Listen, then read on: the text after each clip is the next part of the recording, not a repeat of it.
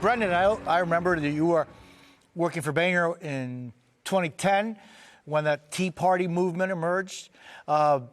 This is a different thing, but I'm just wondering, Brendan, how deep do you think this really goes? These feelings that we saw in these two town halls, how deep is that vis-a-vis the general voting population?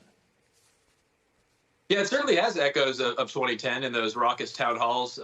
We saw that Republicans, when I was working for Boehner, we took great advantage of. Now, I will say it's early, and it's not very hard for somebody to create a viral moment these days. But those are very clear warning signs for a lot of Republicans. And I think what we're running into is the broad idea, the spirit of what Elon Musk is doing is nice. As a conservative, I think it's great, the idea that we would shrink the government.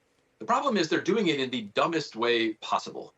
There's no thought going into how they're doing this. It's just lopping off huge sections of the workforce and federal programs, canceling huge swaths of contracts without any real thought into how it goes. Really great stuff by Peter there, talking about fraud. Yeah, there's a lot of fraud in Social Security, but it's not tabbed as fraud. Someone doesn't just say it's fraud and you can cancel that check. It's really hard work to go into government, find out places where fraud is, find out places where programs aren't working, and do this in a really smart way. That's what Congress should be doing. It just doesn't really do its job in that way anymore. But if you want to actually shrink government in a durable way, there are ways to do that. But you're going to run into issues time and time again if you're just making broad sweeping cuts that are going to affect people's real lives. Of course, they're going to show up to town halls and make their voice heard. So I think at some point they're going to realize they're I don't know if it's overreach. They're just not doing it in a very smart way, and they're going to have to recalibrate a bit, or there's going to be real blowback. And I'm sure Donald Trump has no interest in that. Yeah, and Brendan, however, there are ways, as you say, there are ways of doing durable changes to the system, but nobody's ever done them. Well, they've done them less and less. I mean, it is Congress's job every few years, typically, to go into government agencies and reauthorize them and give them direction and tell them what they should be doing. We still do that in places like the Defense Department. Every year, Congress passes a bill and tells the DOD how it should be operating. But over the last few decades, that work has really evaporated. And now you have huge swaths of the government that are no longer under any kind of congressional authorization. And that leaves the executive with all kinds of power. And Donald Trump is taking advantage of that. Going through and figuring out how a government agency should work is really hard work. You have to read Inspector General reports. You have to go listen to, talk to people at the GAO and find out where there actually is fraud, and then put in systemic changes to the program to change that. That kind of stuff is boring to a member of Congress today. They'd rather go and say something crazy at CPAC and wave around a chainsaw. That's going to get a lot more interest, and so the work goes undone, and all it ends up doing, ironically, is empowering the executive at the expense of Congress. Yeah, I mean, Jackie, one of the things that the executive is apparently looking at is taking control of the Postal Service. What's going on there?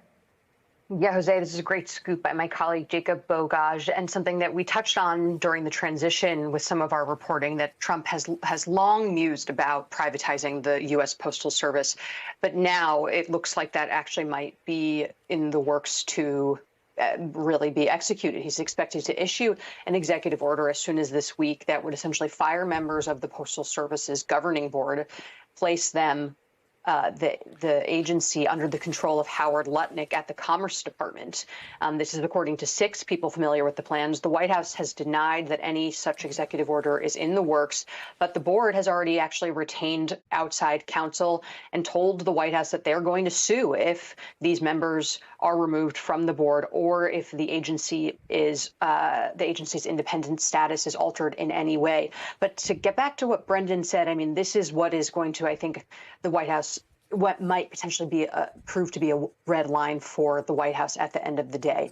If there are negative numbers, if Musk's disapproval ratings start to seep into Donald Trump's numbers because of cuts to really beloved but lower profile agencies like the U.S. Post Service, which actually surprisingly is one of the Americans' most highest ranking beloved government agencies, second only to the National Park Service. That is when I think you have angry constituents, that's when, and it starts to, again, alter Donald Trump's favorability numbers. That's when I think the White House might start to actually take some action in reining in what DOJ is doing. I mean, the Postal Service in general, it's been apolitical, independent, walled off from political tinkering since 1970. So any changes to the service at this point in time could be dramatically felt by people around the country that rely on the service, especially in rural areas. Yeah, Peter, do you get any indication that the White House is concerned about any of this?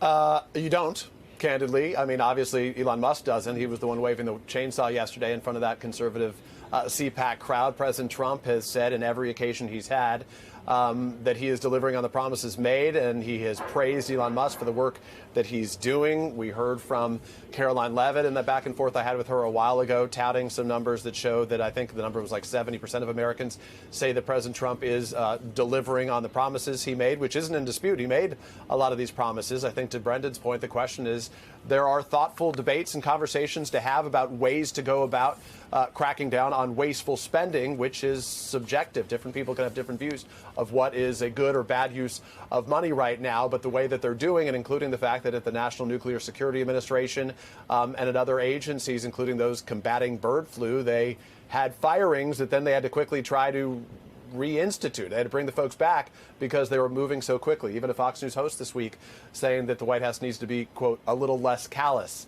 in the way it talks about this.